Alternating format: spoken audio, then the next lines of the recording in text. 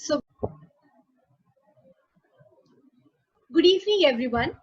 मैं doctor Khushboo Mishra webinar lecture series on mental health, a self help, seek help and extend help approach के webinar 7.0 में आप सभी का स्वागत करती हूँ। यह देखा गया है कि किसी भी तरह की शारीरिक तकलीफ में हम तुरंत डॉक्टर की सलाह लेने चले जाते हैं, पर तनाव, अवसाद, क्रोध, निराशा को हम एक टेम्परेरी दशा के रूप में लेते हैं तथा ये मानते हैं कि इनसे उत्पन्न परेशानियों में किसी भी तरह के उपचार लेने की जरूरत नहीं है। इतना ही नहीं, समाज भी मनोरोगियों को हेय दृष्टि से देखता है तथा ऐसे लोगों को धीरे धीरे सामान्य लोगों से दूर करने लगता है। इन्हीं सब टैबूज को दूर करने के लिए आज का वेबिनार सेशन प्लान किया गया है। इस वेबिनार के जरिए हम आशा करते हैं कि लोगों में तथा समाज में मनोचिकित्सा तथा परामर्श के प्रति एक सकारात्मक सोच पैदा की जा सके। आज हमारे बीच मिस निधि सिंह मैम इसी विषय पर अपना वक्तव्य देने जा रही हैं। मिस निधि का post graduation Banaras Hindu university से है। उसके पश्चात इन्होंने एमफिल का अध्ययन institute of human behaviour and allied sciences Delhi से प्राप्त किया है। ये एक सर्टिफाइड और रिहैबिलिटेशन काउंसिल ऑफ इंडिया द्वारा मान्यता प्राप्त क्लिनिकल साइकोलॉजिस्ट हैं। इन्होंने national institute of mental health and neuro sciences Bangalore से पॉजिटिव साइकोलॉजी में भी ट्रेनिंग प्राप्त की है। इस समय miss Nidhi PG centre of psychology Magadh महिला कॉलेज पटना यूनिवर्सिटी में कार्यरत हैं। इसके पूर्व इन्होंने कुछ समय के लिए दिल्ली यूनिवर्सिटी तथा गौतम बुद्ध यूनिवर्सिटी में भी असिस्टेंट प्रोफेसर के पद पे कार्य किया है। इसी के साथ साथ इन्होंने ITS dental college and hospital और पीजीआई रोहतक में एज क्लिनिकल साइकोलॉजिस्ट कार्य किया है। इतने बृहत और एक्सपीरियंस्ड मिस निधि की प्रतिभा और ज्ञान से हमें जरूर लाभ मिलेगा, ऐसे हम सभी कामना करते हैं और इस वेबिनार में की सीरीज में इनका अभिवादन करते हैं। अब मैं इस वेबिनार के कन्वीनर प्रोफेसर रस्तोगी सर से अनुरोध करती हूँ कि वे मिस सिंह के स्वागत में 2 शब्द कहें।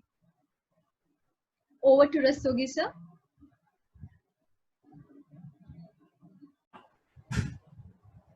इस वेबिनार में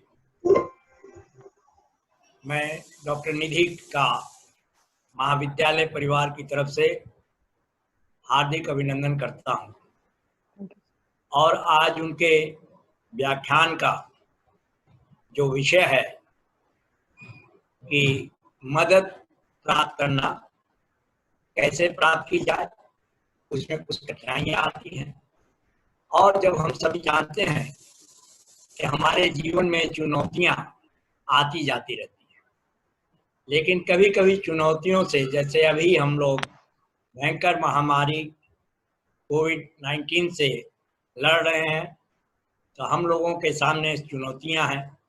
इन चुनौतियों के मुकाबला करने के लिए हमें डॉक्टर्स की मदद लेनी पड़ती है, पुलिस की मदद लेनी पड़ती है और समाज में व्यक्तियों से, जो सामाजिक कार्यकर्ता हैं, उनसे मदद लेनी पड़ती है। तो इस मदद को प्राप्त करने में कभी हम लोग डरते हैं कि अगर हम मदद मांगेंगे तो लोग मेरा क्या कहेंगे, और कभी मदद प्राप्त करने के लिए हम दूसरों के पास स्वयं चले जाते हैं। आज इसी विषय पर हम लोग डॉक्टर निधि को सुनने के लिए यहाँ आए हैं और आशा करते हैं कि डॉक्टर निधि के व्याख्यान से हमारे छात्रों को बहुत लाभ की प्राप्ति होगी। पुनः महाविद्यालय परिवार एवं मनोविज्ञान विभाग की ओर से निधि जी को मेरी तरफ से बहुत बहुत शुभकामनाएं और उनके इस व्याख्यान के प्रति हम आभार व्यक्त करते हैं। ओवर टू खुशबू।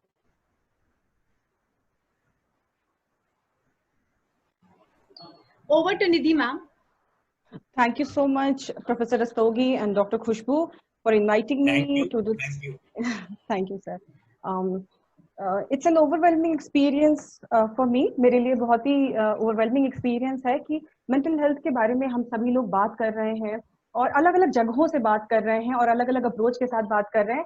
खुशबू और उनकी पूरी टीम बधाई की पात्र है कि गया जो खुद ज्ञान की भूमि है, वहां से उन्होंने एक पूरे बिहार में एक वाइब्रेशन, एक रिपल क्रिएट किया है। I hope it shall reach to everywhere in Bihar and also all around the India, I guess. और खुशबू मेरी जूनियर जरूर है, लेकिन बहुत ही टैलेंटेड है और मुझे पता है कि जहाँ भी कहते हैं ना, जहाँ भी रहेगा रोशनी लुटाएगा, किसी चिराग का अपना मकान नहीं होता। Thank you so much. हाँ, बिल्कुल बिल्कुल। Thank you so much everyone, and I can see 82 people joining this session और इतना वार्म रिस्पांस देने के लिए बहुत बहुत आभार आप सभी का। और आज का सेशन में बिना मतलब ये थोड़ा एकेडमिक सेशन की तरह नहीं रखेंगे और इसमें टेक्निकल बात नहीं करेंगे, हम लोग बहुत कम बातें करेंगे। वो बिल्कुल ऐसी बातें होंगी जिससे हम सभी आम बोलचाल की भाषा में भी करते हैं, एक दूसरे के साथ करते हैं, जो खुद महसूस करते हैं और जैसा हमारे आसपास के लोग भी महसूस करते हैं, क्योंकि ये बड़ी चुनौती है मानसिक स्वास्थ्य कर्मियों के लिए भी कि किस तरीके से साइकोलॉजी को आम लोगों के बीच लेके जाया जाए, किस तरीके से ये एकेडमिशियन, जैसे बहुत बार हम लोगों को क्रिटिसाइज भी इस बात के लिए किया जाता है कि हम लोग बहुत भारी भरकम तरीके से करके सोसाइटी के साथ इसको डिस्कनेक्ट कर देते हैं पूरी तरीके से। तो बहुत सामान्य सी बातें जो कि हमें आपको सभी को जाननी चाहिए, एक नए नजरिए से देखने की कोशिश करनी चाहिए। सभी लोगों को इसमें से कोई ऐसी बात शायद ही होगी जो आप लोगों को पता नहीं होगी। जस्ट मैं थोड़ा सा उसको, उसकी जो धूल पड़ी हुई है, कई बार होती है ना कि हम अपनी ही चीजों को भूल जाते हैं, बस मैं उसको याद दिलाने की कोशिश करूंगी। और बहुत स्पेसिफिक बातों के लिए तो हालांकि इस तरीके का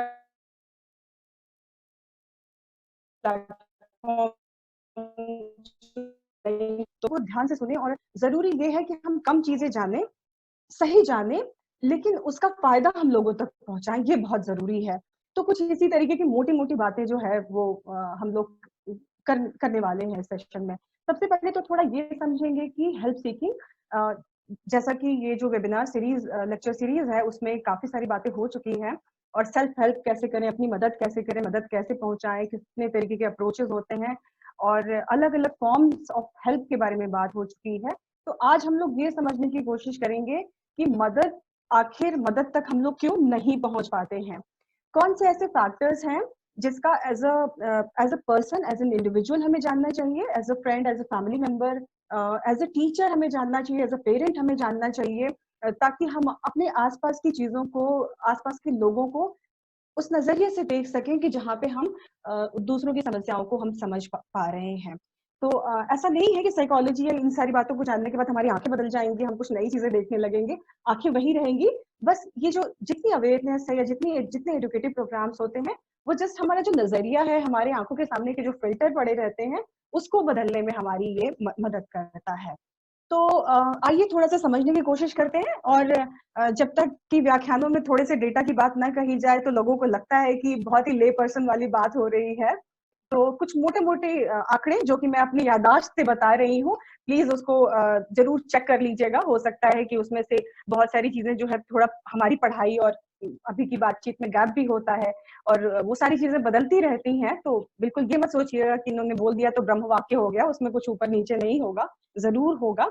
और ये बहुत जरूरी है कि हम दूसरे इंसान को एक्सेप्ट करें, उनकी गलतियों के साथ, उनकी खामियों के साथ भी। ये सिखाने के लिए भी मैं एग्जैक्ट डेटा नहीं बताऊंगी आपको। तो अगर हम मुख्य तौर पे देखें कि मानसिक जो समस्याएं हैं, मेंटल हेल्थ इश्यूज हैं, वो पूरी दुनिया में जो है वो डिसेबिलिटी, जिसको कि हम लोग आमतौर पे कंसेप्चुलाइज करते हैं, समझते हैं, निःशक्तता, या जहाँ पे हमारी कैपेसिटीज जो है या एक्टिविटीज में रेस्ट्रिक्शन हो जाती है। जैसे कि अगर हमारे हाथ टूट गए हैं तो हम अपने उस जो हाथ टूटी हुई है उस हाथ से काम नहीं कर सकते। उसी तरीके से जो एक्टिविटी रिस्ट्रिक्शन है बहुत सारी जो है मानसिक समस्याओं में भी हो जाती है।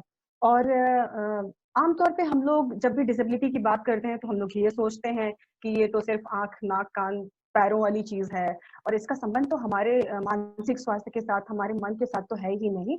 तो अगर आंकड़ों की हम लोग बात करें तो वर्ल्ड के लीडिंग कॉजेज में जो अगर हम रोड एक्सीडेंट को छोड़ दें तो सेकंड नंबर पे जो है वो मेंटल डिसऑर्डर्स जो हैं वो कंट्रीब्यूट करते हैं। जी हाँ, मैं बिल्कुल सही बात कह रही हूँ।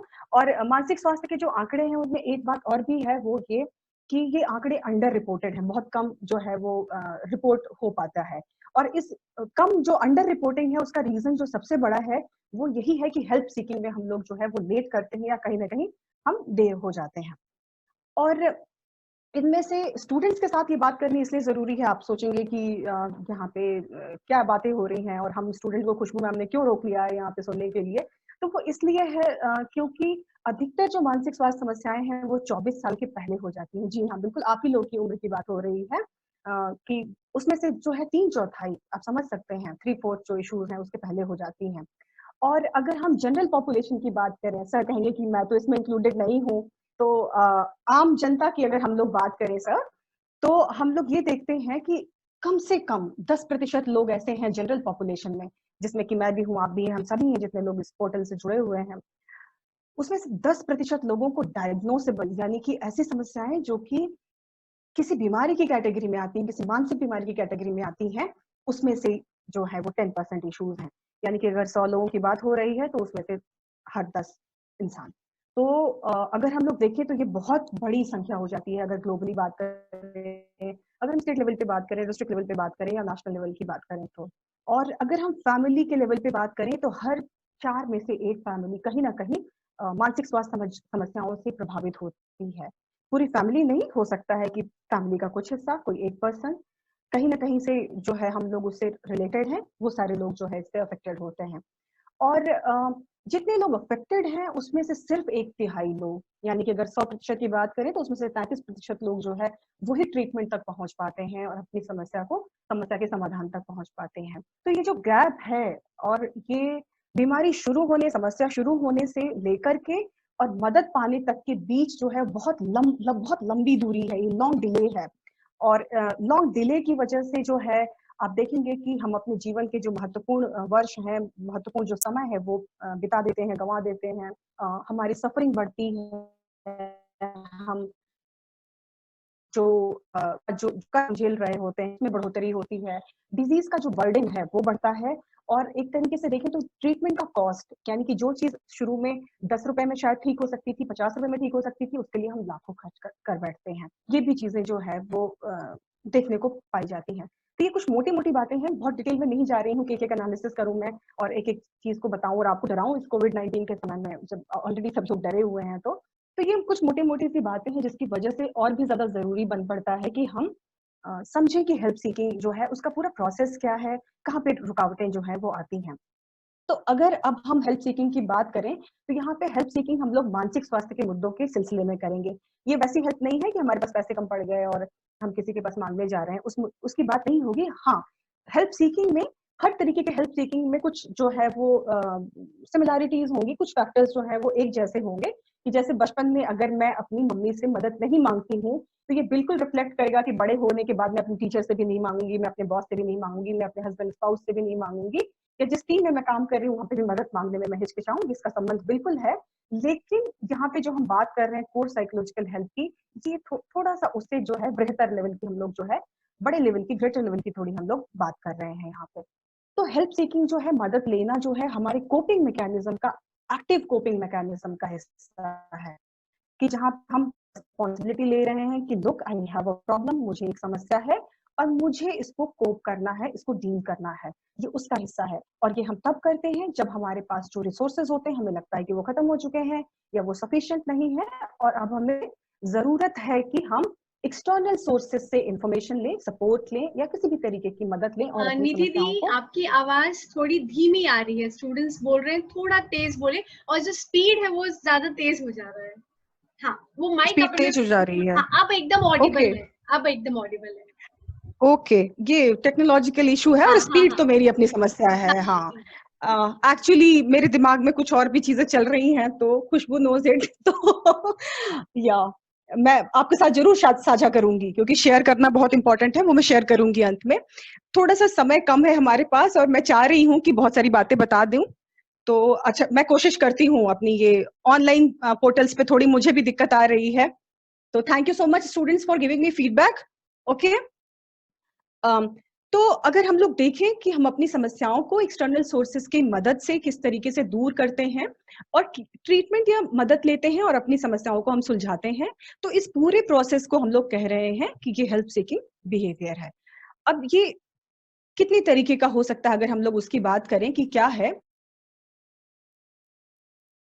कि आप बहुत दुखी हैं, आपका तुरंत ब्रेकअप हुआ है या तुरंत आपने एग्जाम फेल किया है, ईश्वर ना करे, और आप दुखी हैं बहुत ज्यादा, तो आपको हमेशा कोई दोस्त चाहिए होता है या किसी से आप साझा करते हैं अपनी चीजें और अपना मन हल्का करते हैं, तो इसको हम लोग कहते हैं इमोशनल हेल्प सीकिंग। इन्फॉर्मेशनल, कि कोई चीज आपको मिल नहीं रही है, जैसे आपको एग्जाम देना है, कोई पेपर आपको बहुत डिफिकल्ट लगता है, जैसे स्टेटिस्टिक्स का पेपर की बात करूं मैं, साइकोलॉजी के अधिकतर स्टूडेंट्स इसकी बात करते हैं। तो अगर किसी सीनियर से आपको मदद मिल जा रही है कि इस किताब में पढ़ लो, या ये नोट्स है, या फिर आओ मैं तुम्हें ये सिखा देता हूँ, या इन्फॉर्मेशन अगर आपको मिल रही है और उस इन्फॉर्मेशन का इस्तेमाल वो आपको मिल जा रही है, आपका प्रॉब्लम सॉल्व हो गया। और एक जो तीसरा इसका हिस्सा है, जो किसी भी सपोर्ट को एक्चुअली हम लोग 3 हिस्से में डिवाइड करते हैं क्लिनिकल साइकोलॉजी में, तो वो है इंस्ट्रूमेंटल सपोर्ट, यानी टैंजिबल सपोर्ट, कि आपको एग्जैक्टली जो चाहिए था वो चीजें आपको मिल गई। जैसे आपको भूख लगी और आपकी मम्मी ने आपको खाना बनाया और फटाफट प्लेट में आपको परोस दिया, तो ये जो है वो इंस्ट्रूमेंटल हेल्प हो गया। तो जब हम हेल्प की बात करते हैं, हेल्प सीकिंग, तो उसमें तीनों तरीके की चीजें आ सकती हैं, जिसमें कि हम बात कर रहे हैं इमोशनल हेल्प प्रोवाइड हो रही है, इंफॉर्मेशनल, इंस्ट्रूमेंटल हेल्प जो है इन सभी का कॉम्बिनेशन भी हो सकता है।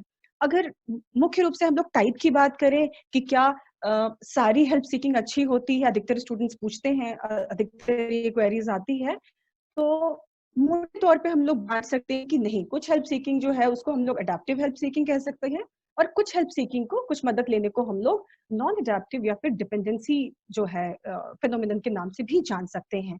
कि बहुत बार क्या होता है, और ये साइकोथेरेपी और किसी भी काउंसलिंग सेशन में ये बहुत ध्यान रखना पड़ता है कि हम अपने क्लाइंट को या जिसकी भी हम हेल्प जिसको दे रहे हैं, उसको एडेप्टेशन में मदद मिले, ना कि डिपेंडेंसी क्रिएट हो, कि वो मानसिक या भावनात्मक रूप से हमारे ऊपर जो है वो डिपेंडेंट हो जाए। अगर आप कहेंगे उदाहरण के तौर पे डिपेंडेंसी वाली फिनोमिनन कहाँ होती है, तो वो हम सभी अक्सर जो अपने लव रिलेशनशिप्स में या फिर अपने पेरेंट्स के साथ, स्पाउस के साथ, इन सारी चीजों को अक्सर एक्सपीरियंस करते हैं कि when they are not near us, हमारे आसपास नहीं है, तो हम वी फील एट लॉस, लगता है कि अब तो मैं नहीं कर सकती, मुझसे तो हो ही नहीं सकता, इस तरीके की चीजें आप महसूस करते हैं, जो कि फॉर्मल हेल्प सीकिंग या अडेप्टिव हेल्प सीकिंग जिसको हम कहते हैं, उससे बिल्कुल अलग होती है। तो अब एक बार फिर से अगर मैं आपको याद दिलाऊं, तो ये हेल्प सीकिंग इतनी बात हो रही है, तो ये ऐसा नहीं है कि किसी खास को जरूरत है, बल्कि हम सभी को जरूरत है, क्योंकि हो सकता है कि कभी ना कभी किसी न किसी पॉइंट ऑफ टाइम में हमें जरूरत पड़े, आज नहीं सही, हो सकता है कल पड़े, हो सकता है हमें ना पड़े, बट हमारे फैमिली मेंबर्स को पड़े, हमारे स्टूडेंट्स को पड़े, हमारे बच्चों को पड़े, हमारे लव्ड वंस को पड़े, उनको भी जरूरत हो सकती है। तो वैसे भी अगर हम लोग कोर मेंटल हेल्थ की बात करें, तो वहां पे हम लोग क्यूरेटिव, यानी कि जिसको समस्या हो गई है उसको कैसे ठीक करें, जिस प्रिवेंटिव, यानी कि जिसको होने की गुंजाइश है, होने के चांसेस ज्यादा है। वॉइस क्लियर है खुशबू? क्लियर है। Okay fine. तो जिसको होने की गुंजाइश है उसको ना हो प्रॉब्लम, और प्रमोटिव एस्पेक्ट जहां पे हम लोग अपने पर्सनालिटी के विकास, डेवलपमेंट और संवर्धन और ग्रोथ की, फ्लरिशिंग की बात करते हैं, वहां पे हम लोग ये कहते हैं कि अच्छा ठीक है, हम अपनी पूरी कैपेसिटी पे हम काम कर पाए, यानी कि हम कंट्रीब्यूट कर पाए सोशली, जहां पे हम दूसरों की मदद कर सकें। तो इस तरीके से हम सभी को जरूरत है, और इसी वजह से हम लोग इस पे टाइम दे रहे हैं और इतनी सारी बात कर रहे हैं। तो अब अगला प्रश्न ये आता है मन में कि किसे जरूरत है, और कैसे पता चलेगा हम लोगों को कि मुझे या मेरे जो आसपास के लोग हैं या किसी को भी जरूरत है। कि अगर मैं टीचर हूं तो मेरे स्टूडेंट्स को इसकी जरूरत है, अगर मैं पेरेंट हूं तो मेरे किड्स को, मेरे बच्चों को इसकी जरूरत है, अगर मैं डॉटर हूं, और मुझे कैसे पता चले कि मेरे जो रिलेटिव्स हैं या जो मेरे पेरेंट्स हैं उनको भी तो कहीं जरूरत नहीं है, तो ये कैसे जानेंगे, कैसे समझेंगे? तो अगर मोटे तौर पे हम लोग देखें, इसका पता लगाना बहुत ही आसान है, और इसके लिए किसी भी एक्सपर्ट हेल्प की, इस तरीके की चीजों की हमें बहुत ज्यादा जरूरत नहीं है, हम आपको हैं। बस हमें ध्यान ये देना है कि उन किसी भी पर्सन के अंदर जो बदलाव हो रहे हैं, जो भी चेंजेस हो रहे हैं, उस पर हमें ध्यान देना है। जैसे कि वो बदलाव जो है वो थिंकिंग में भी हो सकता है, उनके सोचने के तरीके में हो सकता है, जैसे कि बहुत ज्यादा क्रिटिकल होना, अपनी आलोचना करना या फिर दूसरों की आलोचना करना, हर चीज में मीन मेक निकालना, नुक्ताचीनी करना, नेगेटिव सोच रखना, नकारात्मक सोच रखना, ओवर थिंकिंग करना जरूरत से ज्यादा, कि अगर मतलब मान लीजिए कि कल या परसों आपको कहीं ट्रैवल करना है, तो जिस दिन से प्लान बना उस दिन से आप परेशान हैं और उस दिन से आपको बिल्कुल पैनिक की चीजें हो रही हैं। मेमोरी डिस्टर्बेंसेस, आपको याद नहीं हो रही, आप स्टूडेंट हैं, आपने पढ़ा, अभी टीचर क्या पढ़ा के गए और क्या चीजें हुई एकदम से बिल्कुल याद नहीं आ रहा है आपको। फोकस करने में, कंसंट्रेट करने में दिक्कत का होना, या अगर आप स्टूडेंट हैं या टीचर हैं, तो अगर एकेडमिक परफॉर्मेंस में सडन चेंजेस आ रहे हैं कि बहुत ज्यादा परफॉर्मेंस जो है वो अगर नीचे चली गई है, गिरावट आ गई है उसमें, तो भी ये एक इंडिकेटर हो सकता है, एक वार्निंग साइन हो सकता है कि जहाँ पे हमारे दिमाग की बत्ती जल रही। उसी तरीके से महसूस करने की जो क्षमता है, हमारा जो इफेक्ट, जो इमोशनल सिस्टम है, हमारा जो भावनात्मक स्तर है, उसमें अगर कहीं कोई बहुत ज्यादा उतार चढ़ाव अगर हो रहा है, तो वो भी एक साइन एंड सिम्टम हो सकता है कि जहाँ पे हमें ये सेंसिटिव होना चाहिए कि मदद की जरूरत हो सकती है। जैसे कि बहुत दुखी रहना, बहुत ज्यादा चिंता करना, बहुत जो है वो अनहैप्पी रहना, समाज, देश, दुनिया, सोसाइटी में कुछ भी हो रही है लेकिन हम उससे परेशान नहीं है, हमारे अंदर अपैथी की स्थिति आ गई है, बहुत ज्यादा क्रोध करना, चिड़चिड़ापन होना, डरा हुआ होना, घबराहट की स्थिति होना, इस तरीके की चीजें जो है हम लोग अपने इमोशनल सिस्टम में या जो हमारे आसपास के लोग हैं उसमें हम लोग देख सकते हैं। एक और चीज जो बहुत आसान है देखना और समझना और पहचानना भी, वो ये है कि व्यवहार में अचानक से कोई परिवर्तन जो है वो बड़ा परिवर्तन आपको दिखने लगेगा। जैसे पहले लोग घुल मिल के रहते थे और अभी किसी इंसान ने अचानक से अकेला रहना शुरू कर दिया है। वो अपने आसपास की चीजों में या जिन चीजों में भी उसकी रुचि थी, टीवी देखने में, पेंटिंग करने में, कुकिंग करने में, घरेलू जिम्मेदारियां निभाने में, उसमें बहुत गिरावट आ गई है। अचानक से बहुत रोना शुरू कर दिया है उन्होंने, या फिर जो सोशल स्किल्स हैं, जो सामाजिक जो औपचारिकताएं हम करते हैं, उन औपचारिकताओं में भी अगर गिरावट आ गई है, तो हम कहेंगे कि हाँ मतलब कुछ तो है, कोई बात है, ऐसी है। ऐसे लोगों में आप देखेंगे कि उनके हैबिट में अचानक से बहुत मार्क्ड चेंज होता है। अम, ऐसा भी हो सकता है कि अपनी उम्र से कम या अपनी उम्र से बहुत ज्यादा जो है मैच्योर, अंडर मैच्योरिटी या ओवर मैच्योरिटी भी शो करना जो है, ये चीजें हो सकती हैं। इसके अलावा आप अगर देखें, क्लोजली ऑब्जर्व करें, तो ऐसा भी पाएंगे कि ऐसे इंडिविजुअल में फिजिकल चेंजेस भी कुछ हो सकते हैं, जैसे कि अनएक्सप्लेन्ड पेन, ऐसा दर्द जिसकी कोई वजह नहीं पता। जैसे पेट में मुझे अक्सर दर्द रह रहा है लेकिन मुझे कारण नहीं पता, खाना भी ठीक खाया मैंने, सब कुछ ठीक था, लेकिन मेरे पेट में दर्द बना रहता है, मेरा पेट हमेशा खराब रहता है। शरीर में दर्द है, चेकअप कराया, सब कुछ सही निकल रहा है, लेकिन उसकी वजह नहीं पता चल रही, लेकिन दर्द बना हुआ है। सर में हमेशा दर्द रहना, नींद और भूख में अचानक बहुत बड़ा परिवर्तन हो जाना, जैसे भूख का एकदम कम हो जाना, एकदम बहुत ज्यादा बढ़ जाना, नींद का एकदम कम हो जाना और बहुत ज्यादा सोने की शुरुआत हो जाना, इस तरीके की चीजें भी देखने को मिल सकती हैं। थकावट जो है वो भी बहुत इंपॉर्टेंट जो है, वो एक इंडिकेटर हम लोग मानते हैं इसको। बहुत कम या बहुत ज्यादा ओवर एनर्जी में भी होना, दोनों ही तरीके की चीजें। और ये जो है वो एक सिचुएशन तक सीमित नहीं रहेंगी कि सिर्फ जैसे कि अभी हम स्पोर्ट्स के ग्राउंड में गए और हमने बहुत एनर्जी दिखाई, ये इंडिकेटर नहीं है। हमेशा अगर सुबह से शाम तक अगर मैं बहुत हाई एनर्जी में रहूं और लगातार कई दिनों तक भी रहूं, तो ये बात बनती है। और दूसरा, जो हमारी सोशियो ऑक्यूपेशनल जो सिस्टम है, कि हमारी जो सामाजिक जिम्मेदारियां हैं, हमारी जो व्यावसायिक जिम्मेदारियां हैं, अगर उसमें गिरावट आ रही है और उसमें जो चेंजेस हैं वो निश्चय तौर पे अनडिजायरेबल चेंजेस हैं, तो हम ये कहते हैं कि जो है ये परिवर्तन जो है वांछनीय नहीं है और मदद की जरूरत है।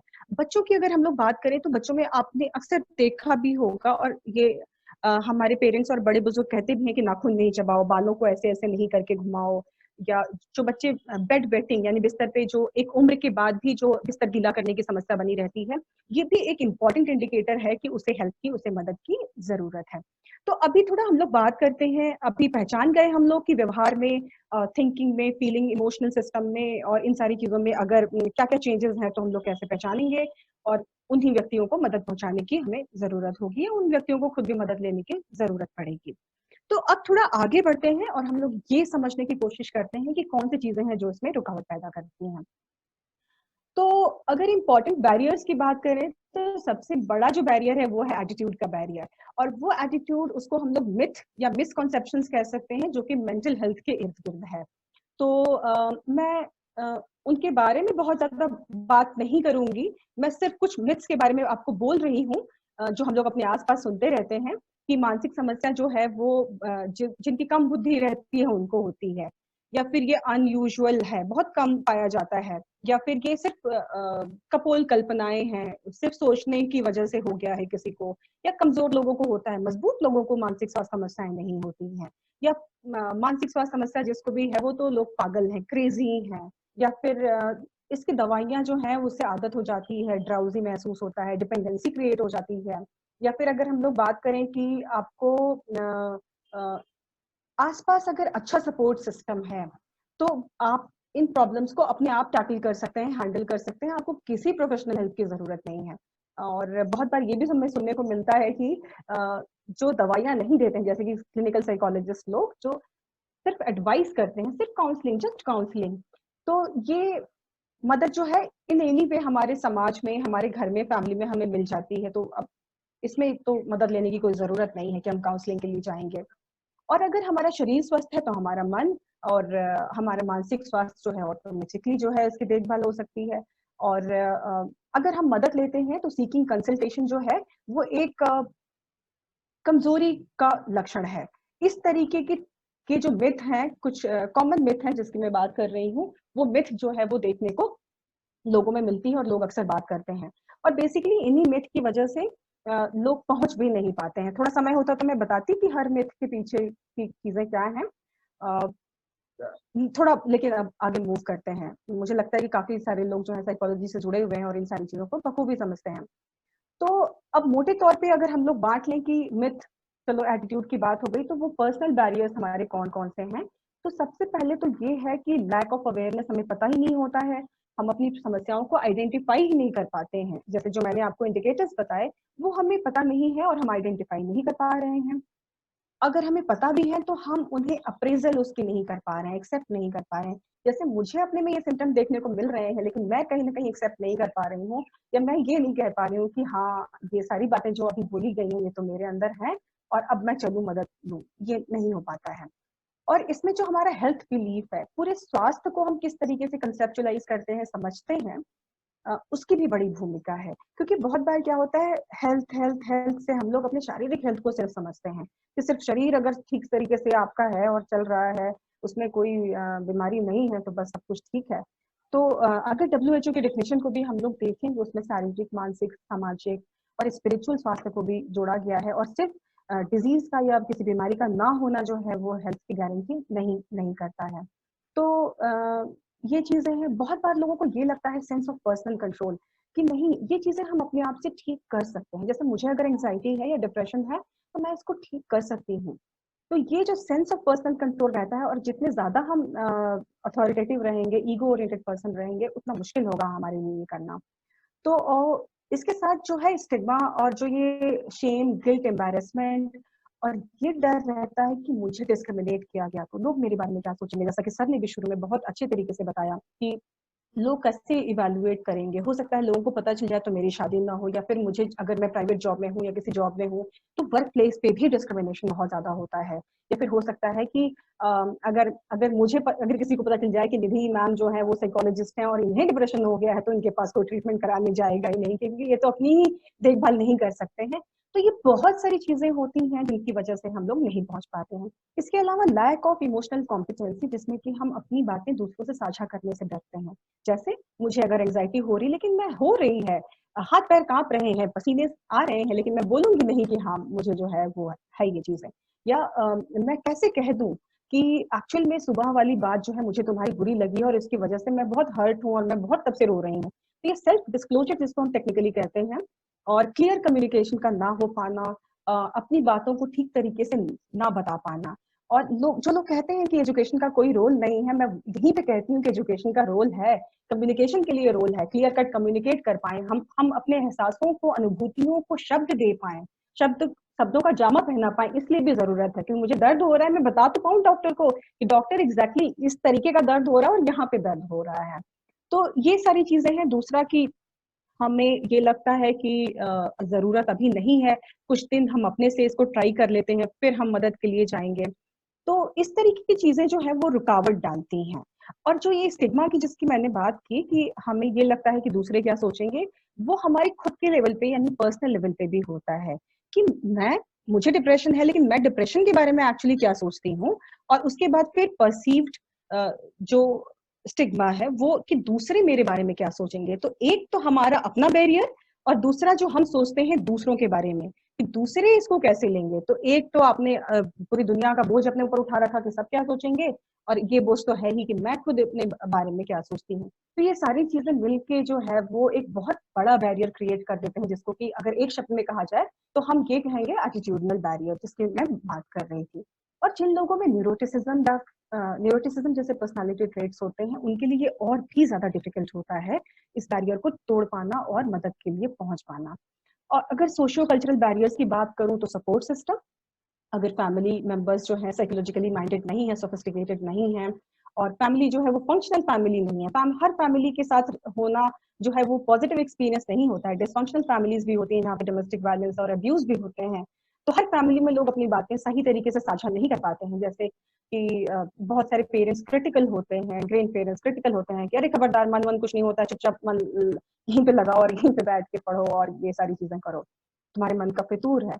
तो जो ये पूरा जो सोशियो कल्चरल बैरियर है, जिसमें कि हम सपोर्ट सिस्टम और फैमिली मेंबर्स उनके एटीट्यूड और सोसाइटी और कल्चर किस तरीके से लेता है, और किसी कल्चर में क्या प्रोविजंस बनाए गए हैं। जैसे हमारे कल्चर में अगर हम लोग बात करें तो सबसे पहले बड़ों बुजुर्गों से मदद लो। टीचर्स को, जैसे गुरु को हम लोग बहुत एक महत्वपूर्ण भूमिका देते हैं कि उनके पास जाओ, उनसे सलाह मशवरा करो, और उसके बाद जो है हम तब फॉर्मल हेल्प पे पहुंच पाते हैं। और इसमें कुछ बुराई नहीं है, इनफैक्ट ये बहुत अच्छा है कि हमारे पास इनफॉर्मल और फॉर्मल दोनों तरीके के चैनल्स हैं। और वेस्ट से अगर हम लोग कंपेयर करें तो वेस्ट इसमें बहुत लैक करता है, वहां पे बहुत इन चीजों की कमी है। लेकिन अब ये चीजें सही तरीके से हो, इसके लिए जरूरी है कि हम पेरेंटिंग सिखाएं, सोसाइटी में लोगों को नर्चर करना कैसे करते हैं ये हम लोग सिखा पाए। तो और इसके साथ अगर आप किसी खास ग्रुप से, हाई रिस्क ग्रुप से अगर आप बिलोंग करते हैं, जैसे आप बुजुर्ग हैं, एल्डरली हैं, अगर आप एडोलसेंट हैं, अगर आप डिफरेंटली एबल्ड हैं, या फिर आप अगर जेल या करेक्शनल फैसिलिटीज जैसी जगहों पे आप जुवेनाइल होम्स में हैं, तो इन सभी के लिए जो है ये बैरियर्स जो हैं बहुत डिफरेंट किस्म के हो जाते हैं। कि एक उनका बैरियर और Nidhi दूसरा ma'am, जो sorry है to interrupt you. We are left with last 5 minutes. Kindly, 5 minute. yeah, okay, we need to okay fine. yeah. या और इसके अलावा अगर हम डेमोग्राफिक वेरिएबल्स की बात करें तो फीमेल ज्यादा अप्रोच करती हैं हेल्प को, और एडोलसेंट जो है वो इनफॉर्मल हेल्प की तरफ ज्यादा जाते हैं। अडल्ट्स जो हैं वो फॉर्मल हेल्प, यानी कि mental health professional, psychiatrist, clinical psychologist, psychiatric social worker, sir ने बताया, ये सभी के नाम भी बताए। तो इनको अप्रोच करना ज्यादा बेहतर समझते हैं। अगर हम इंस्टीट्यूशनल बैरियर्स की बात करें तो हेल्थ सिस्टम आपके यहाँ है कि नहीं, मेंटल हेल्थ सिस्टम है कि नहीं, डॉक्टर्स और उनका एटीट्यूड क्या है, प्राइमरी केयर में जो डॉक्टर्स लगे हुए हैं, जैसे कि फिजिशियन जिसके पास हम पहली बार जाते हैं, वो साइकियाट्रिक और इमोशनल चीजों से उसका कितना रास्ता है, और वो कितना आइडेंटिफाई करके आपको रेफर कर पा रहा है। यहाँ पे भी इंडिया का जो सिस्टम है ये थोड़ा लैक करता है, और इसी वजह से जो है डीएमएचपी और एनएमएचपी प्रोग्राम्स जो है वो लॉन्च किए गए हैं, ताकि डिस्ट्रिक्ट लेवल पे हर सदर अस्पताल जो है वहाँ पे जो है एक जो साइकियाट्रिस्ट बैठेगा ही बैठेगा, इसको मस्ट किया गया। तो एक्सेसिबिलिटी, अवेलेबिलिटी और अफोर्डेबिलिटी, कि हम एक्सेस कर सकते हैं, अवेलेबल, हमारे घर के पास अस्पताल है, डॉक्टर हैं, साइकोलॉजिस्ट हैं, हम कितना जो है वो अवेलेबल है हमारे लिए। भाई अस्पताल तो बहुत बड़ा है बट डॉक्टर बैठते नहीं है, कितने अवेलेबल है और कितना हम अफोर्ड कर सकते हैं। कि भाई बहुत बड़ा अस्पताल है, बहुत बड़ी फीस है, तो भाई हम नहीं दे पाएंगे, हम नहीं कर पाएंगे। तो ये तीनों फैक्टर जो है इंस्टीट्यूशनल फैक्टर्स में आते हैं। और जो बिहेवियर ऑफ प्रोफेशनल्स है वो भी बहुत इम्पोर्टेंट है, क्योंकि उसी की वजह से जो है हमारा एक्सपीरियंस क्रिएट होता है, और ये अगली बार जब हम हेल्प लेने जाते हैं तो ये एक्सपीरियंस जो है बहुत बड़ा बैरियर या फैसिलिटेटर दोनों की तरह काम कर सकता है। और अगर फैसिलिटेटर की बात करें तो हम कह सकते हैं कि मानसिक स्वास्थ्य के प्रति आपकी समझ कितनी है, पेरेंटल सपोर्ट कितना है, सोसाइटी जो है वहाँ पे कितना सोशल सपोर्ट आपको मिला हुआ है। तो ये भूमिका जो है वो रहती है इन सभी लोगों की। लास्ट में 3 मिनट्स है, मैं ये चाहूंगी कि जिन लोगों को भी कुछ समस्याएं हैं, बहुत ज्यादा डिटेल में आज यहाँ बात नहीं कर पाए, I feel very sorry for it, but बहुत सारे हेल्पलाइन नंबर्स हैं जो कि गवर्नमेंट ऑफ इंडिया और Indian association of clinical psychologist, जिसके मैं खुद भी एक मेंबर हूँ, बहुत सारे स्टेट ने भी अपने हेल्पलाइन नंबर्स दिए हैं, यूनिवर्सिटी और कॉलेजेस लेवल पे भी हेल्पलाइन चल रहे हैं। मैं देख रही थी कि मगध यूनिवर्सिटी में भी जो है ये इनिशिएटिव लिया गया है, बहुत बधाई के पात्र हैं। तो जरूर संपर्क करें अपनी समस्याओं के लिए। इसके अलावा जो बहुत सारे एनजीओज हैं, टिस है, Tata institute of social sciences जो है, वहाँ पे आई कॉल, सुमैत्री, आसरा, रोशनी, स्नेहा फाउंडेशन, ये सब बहुत अच्छी ऑर्गेनाइजेशन हैं जो काम कर रहे हैं। इसके अलावा ऑनलाइन अगर आपको हेल्प लेना है तो आप जो है ई साई क्लिनिक, योर दोस्त, बहुत सारे पोर्टल्स हैं, यानी जिस इंटरनेट का इस्तेमाल करके आप अभी हमारे से बातचीत कर रहे हैं इस लॉकडाउन में, उसी का इस्तेमाल करके आप इन तक भी पहुंच सकते हैं। तो help is just a call away, हम अगर कहें तो। लास्ट में 2 मिनट है, मैं ये कहूंगी कि सबसे पहले अगर आप कोई भी हैं तो आप सबसे पहले तो ये समझें कि इन सारी चीजों को थोड़ा अवेयर रखें कि इतने सारे बैरियर्स को क्रॉस करके अगर आपके पास कोई हेल्प मांगने आ रहा है तो जरूर दें, जितना दे सकते हैं उतना ही दें, या फिर सही जगह प्रोवाइड करें। मैंने आपको बताया कि हो सकता है आप इमोशनल दे पाए, हो सकता है आप इंफॉर्मेशनल दे पाए, हो सकता है आप इंस्ट्रूमेंटल सपोर्ट दे पाए, जो भी जितना भी है बहुत है, लेस इज मोर एक्चुअली। और अगर टीचर हैं, पेरेंट्स हैं, तो अथॉरिटेरियन अपने एटीट्यूड को थोड़ा कम करें, स्ट्रॉन्ग रैपो बिल्ड करें, ओपन कम्युनिकेशन करें, सिंसियरली कंसर्न करें, जजमेंटल ना बने, और सेफ होम और कॉलेज और वर्क प्लेस इन्वायरमेंट क्रिएट करें जहाँ पे लोग खुल के अपनी बातें कह सकें, डरे नहीं, झिझके नहीं, प्राइवेसी और कॉन्फिडेंशियलिटी, ट्रस्ट के इश्यूज नहीं हो। और कभी भी मदद कोई अगर आपसे मांगने आता है तो उसकी फीलिंग्स को खारिज ना करें, बिल्कुल भी इनवैलिडेट ना करें। और इन सब के बावजूद नहीं हो पाता है तो प्रोफेशनल फॉर्मल हेल्प जरूर लें, क्लिनिकल साइकोलॉजिस्ट से मिले, साइकियाट्रिस्ट से मिले, साइकियाट्रिक सोशल वर्कर्स से मिले, और बिल्कुल भी हिचकिचाए नहीं, और अपनी बातों को साझा करें, अपनी समस्याओं को, जो समस्याएं दूर हो सकती हैं उनको पालने का, उनको लेके बैठने का, Nidhi ma'am sorry to interrupt you. मैं अपनी बात यही खत्म करती हूँ। हाँ, थैंक यू सो मच। हम रस्तोगी सर से रिक्वेस्ट करते हैं कि वो धन्यवाद ज्ञापन करें। हमारी निधि मैम हमारे लिए इतनी समय निकाली, उनके पास जी आभार भी मैं करूँ और धन्यवाद भी मैं करूँ, है ना? जी जी जी सर। किशोर सर से कांटेक्ट नहीं हो पा रहा है तो आप ही पे सारी रिस्पॉन्सिबिलिटी। कोई बात नहीं है। आज के इस व्याख्यान में मैं विशेष रूप से मगध महिला कॉलेज पटना में मनोविज्ञान विभाग में असिस्टेंट प्रोफेसर के रूप में कार्यरत डॉक्टर मिस निधि सिंह का बहुत बहुत धन्यवाद देता हूं कि उन्होंने थैंक यू सर आज अपने व्याख्यान के द्वारा लोगों को मदद ढूंढने और क्या क्या बाधाएं आती हैं जीवन में, इसके बारे में बच्चों को एक व्याख्यान के द्वारा बातें बताई। मैं पुनः अपने महाविद्यालय और मनोविज्ञान विभाग की ओर से आपको बहुत बहुत धन्यवाद देता हूं। Thank you sir. Thank you.